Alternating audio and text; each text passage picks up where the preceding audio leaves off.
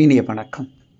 காதற் சிறப்புரைத்தல் என்ற அதிகாரத்திலே 113வது அதிகாரம். அதில் 3வது குறள் நம்ம பார்க்கிறோம்.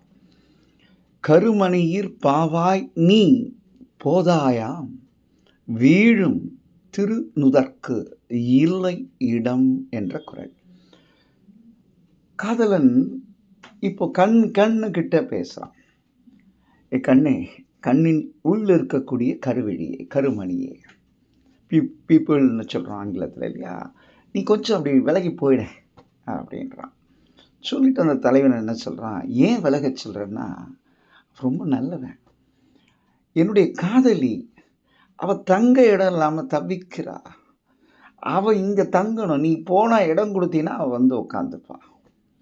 அதனால் நீ அருள் கூர்ந்து கருமணியே நீ அகன்று விடு, என் அகத்தில் இருப்பவள் அங்கே, அவளை நான் அங்கே இருத்திக் கொள்கிறேன் என்று அழகாக தன்னுடைய கற்பனையை சொல்லுகிறான் இல்லையா.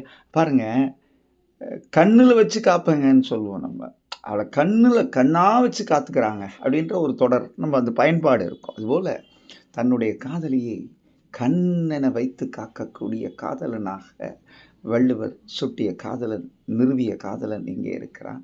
இந்த குறளில் தான் எவ்வளோ ஒரு இழைவு இருக்குது பாருங்கள். கருமணியிற் பாவாய் நீ போதாயா, வீழும்னா என்னுள் விழுந்த, என்னுள் இருக்கிற, என்னுள் ஒன்றான, உடம்போடு உயிரிடையான, அது முன்குறளிலே சொல்லுகிறார்.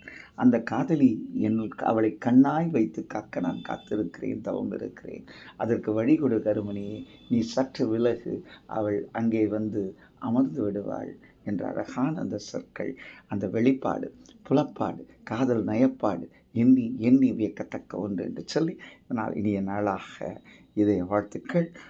நன்றி, வணக்கம்.